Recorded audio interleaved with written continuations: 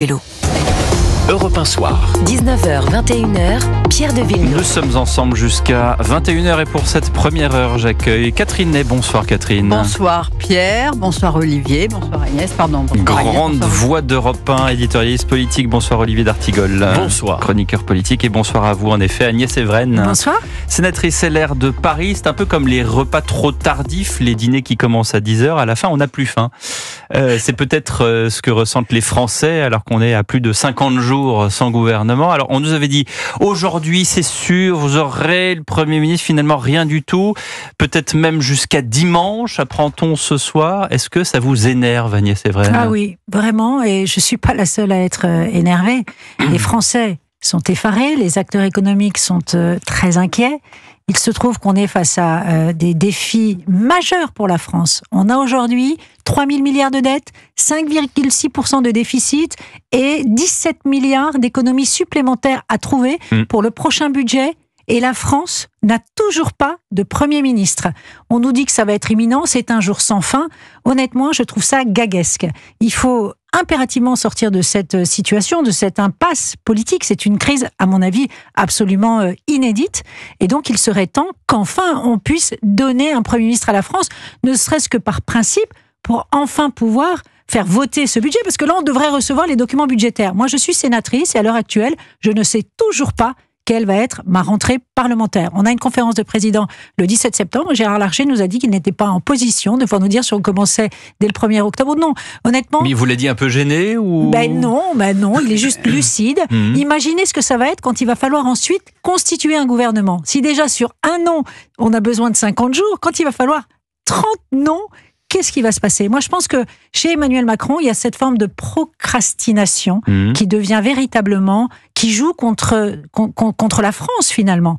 Parce qu'encore une fois, il y a aujourd'hui une situation d'urgence extrême avec cette situation de déficit excessif. Vous dites comme Henri Guénaud ici même hier soir qui disait non, il faut arrêter de procrastiner, il faut mettre un Premier ministre quel qu'il soit et puis voir s'il se prend une censure dans la figure ou pas, tant pis, c'est pas grave, c'est comme ça, c'est la vie. Eh bien écoutez, exactement.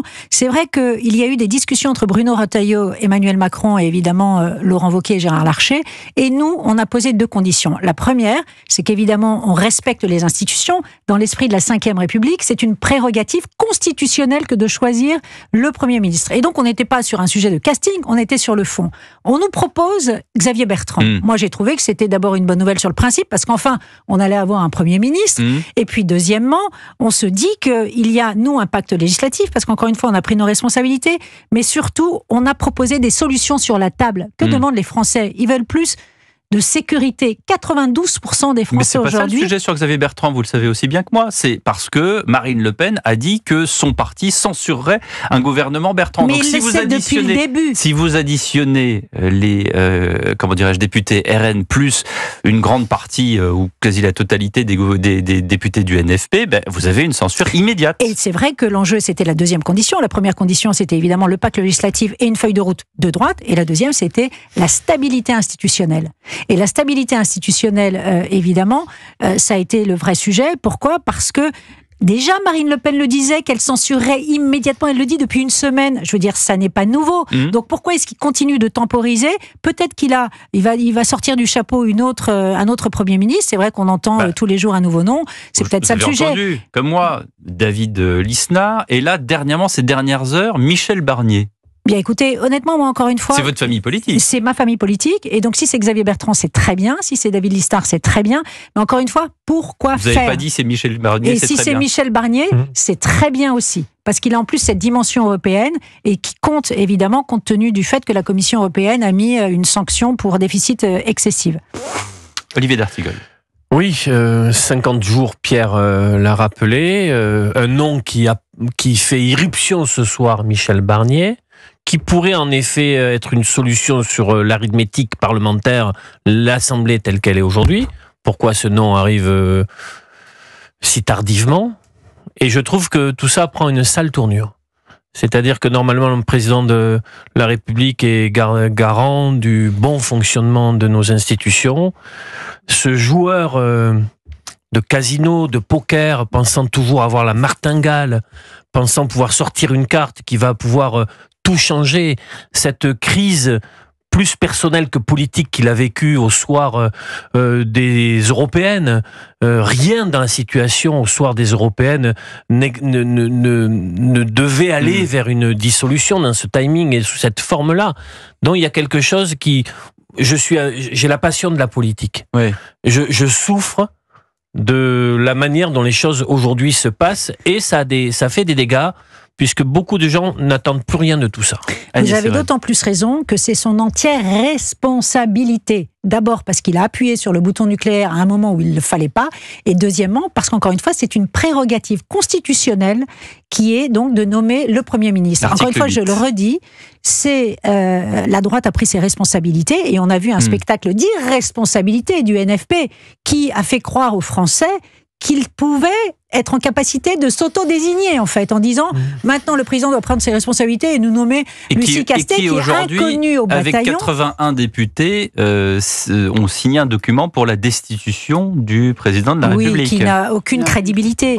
Enfin, il faut quand même rappeler que... Il y a dans votre famille politique, non pas des gens qui prononcent le mot de destitution, mais qui appellent à la démission, et c'était le cas de Florence Portelli cette semaine. Est-ce que vous partagez également l'opinion qu'elle porte ? J'ai un respect des institutions. Donc vous je n'espérez pas la démission d'Emmanuel Macron ? Moi, je n'espère pas la démission. Je dis juste que maintenant, il doit prendre ses responsabilités. Il doit, de toute urgence, enfin jouer son rôle constitutionnel de nommer un Premier ministre pour la France. Catherine Ney. Bon, alors, si on fait un peu d'histoire, qui a menacé d'une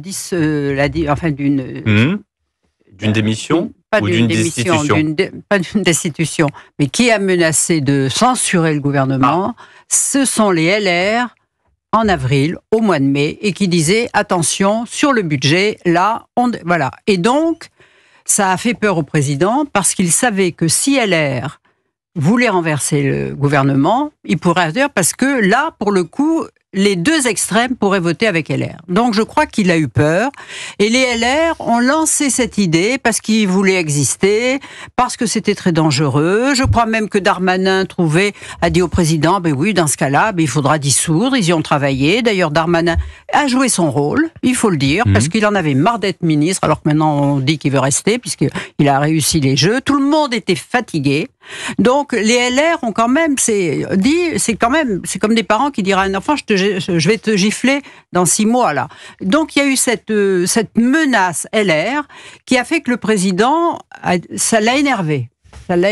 Bon, le soir alors pourquoi a-t-il choisi de faire la dissolution alors qu'il venait d'avoir une vraie défaite pour les européennes, parce que 14% et Bardella 33%, il avait pris la décision la veille déjà. Il voulait absolument dissoudre, et quand on lui demande, ses amis demandaient mais pourquoi ? Parce qu'il disait puisque voilà on m'écoute pas, et bien là on lui a dit il pensait gagner. Il pensait avoir une majorité et retrouver cette majorité qu'il n'avait pas eue 2 ans plus tôt, faute de demander aux Français. Il leur a jamais demandé, comme on fait tous les présidents qui viennent d'être élus, donnez-moi une majorité. Il leur a rien dit. Donc comme il leur avait pas demandé, ils l'ont exaucé, ils lui ont pas donné de majorité. Là, il a pensé qu'il récupérerait les choses, mais là, il a pas réfléchi, quoi.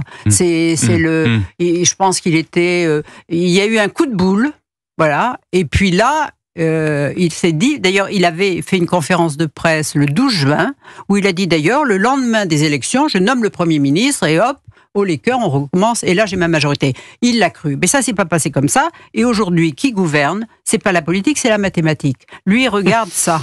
Vous voyez ? Ça, c'est l'hémicycle avec les couleurs des différents à partir du partis. moment, alors, je pense que les 2 hommes entre lesquels c'est pas tant par leur positionnement, parce que ce sont 2 hommes qui ont chacun des qualités formidables. Je trouve que Cazeneuve, c'est un type qui a été ministre du budget, donc il sait qu'on ne peut pas faire de cadeaux distribués, voilà.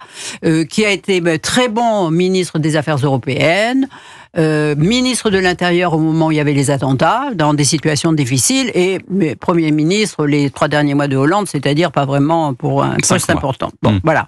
Donc, mais... Je veux dire, il a contre lui une partie des LR qui ne voterait pas pour lui et une partie de son camp qui ne voterait pas, et le Rassemblement national qui a dit on n'en veut pas. Exact. Aujourd'hui, qui est le blocage ? C'est le Rassemblement national qui ne veut ni de l'un ni de Xavier Bertrand, parce que Xavier Bertrand, il a battu Madame Le Pen dans le Nord aux élections régionales. Donc Macron, le président Macron, il dit qui je peux bien mettre qui qui éviterait tout ça. Parce que si le garant des institutions, de la stabilité des institutions, nomme quelqu'un qui est renvoyé 3 jours plus tard, eh ben, il a mis le désordre. On dit, voilà, c'est lui qui a mis le désordre. Et ça serait très, très, très dangereux pour lui. Dans ce cas-là, il a raté son coup, il faudrait qu'il parte. 19h26, Agnès Evren va rester quelques instants en plus pour répondre à Catherine Ney et Olivier d'Artigol. Et on se retrouve dans un instant sur Europe 1. À tout de suite.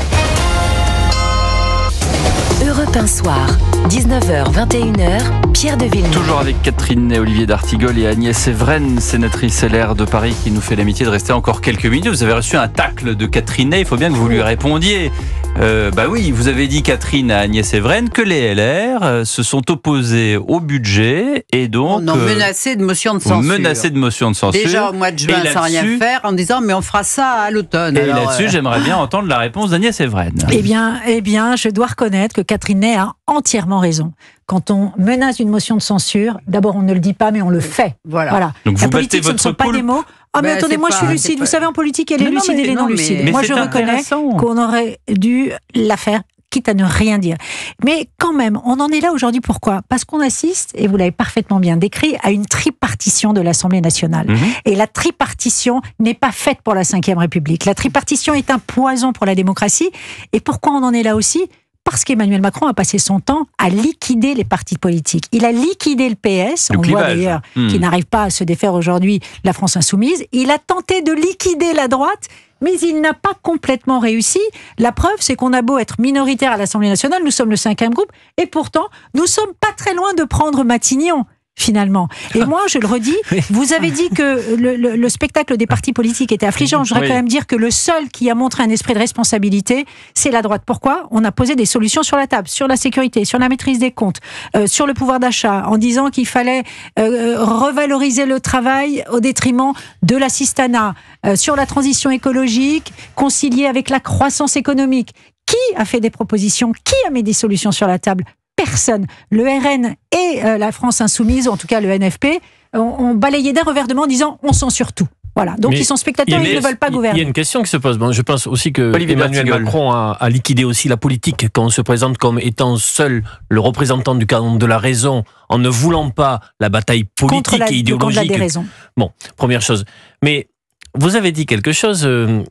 Vous avez 47 députés aujourd'hui. Oui, absolument. Vous ne pouvez donc plus à vous seul déposer une motion de censure. Et vous pouvez peut-être accéder à Matignon.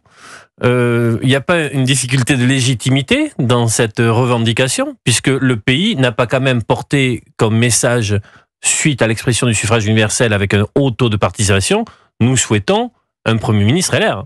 Écoutez, en tout cas, si le mot LR est un gros mot, alors ne parlons même pas de droite. Les Français veulent tout ce que j'ai dit tout à l'heure, la maîtrise des comptes, la maîtrise des flux migratoires, la maîtrise plus de sécurité dans le pays.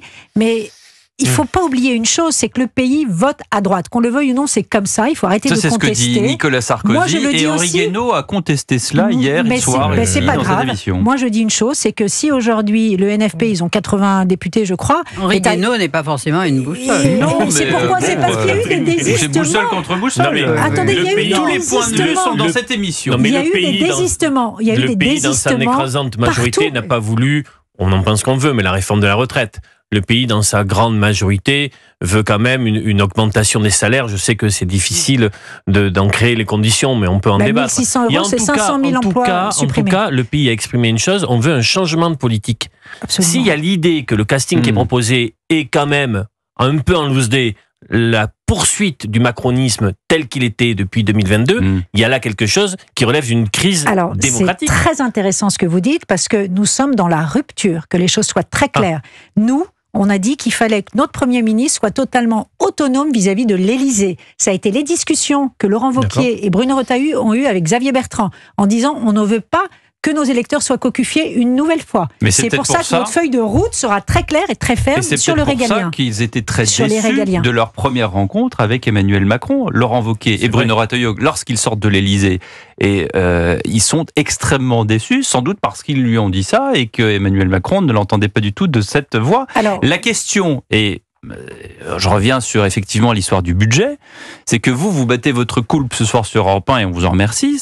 La sincérité en politique, ça fait plaisir une fois de temps en temps. Et c'est rare, hein. Et c'est rare, c'est pour ça que je le remarque. Voilà. C'est pour ça que je le remarque. Je vous en veux pas du tout. Au contraire, je le remarque, je le note parce que c'est rare. Mais moi, je ne suis pas députée, donc je note également je suis pas députée. Je note également que peut-être que faut avouer à demi pardonner, puisque sur le casting du Premier ministrable, sur 4 noms qui ressortent ce soir, il y en a 3 DLR. Donc ça veut dire que finalement, Emmanuel Macron ne vous en tient pas rigueur, finalement, de cette histoire de budget refusé. Mais c'est plutôt nous qui pourrions justement, il y a eu un bouger, comme on dit. Au départ, on ne voulait pas participer au gouvernement. Mais qu'est-ce qui s'est passé ? On avait proposé notre pacte législatif, on dirait, quel que soit le Premier ministre, si ces mesures sont proposées, on les votera. Mais il se trouve qu'on n'a pas de Premier ministre à l'heure actuelle. Et que parce qu'on n'a pas de Premier ministre, on veut nous être constructifs, contrairement aux autres partis politiques qui ont été un peu indignes. Agnès Evren, je vous pose la question autrement. Oui. Comment est-ce que vous expliquez de la part du chef de l'État que sur 4 noms, 3 sont DLR et pas d'autres... Il y en a un, c'est Bernard Cazeneuve, et Catherine l'a totalement dit, c'est-à-dire il a beau être socialiste, c'est un homme d'État qui ne partage aucunement les valeurs c'est une très, très bonne de question. La France insoumise, par exemple. C'est parce que d'abord, Lucie Castet a été évidemment immédiatement éliminée parce qu'elle était inconnue au bataillon, aucune légitimité, aucune assise nationale, aucune assise électorale, aucune expérience.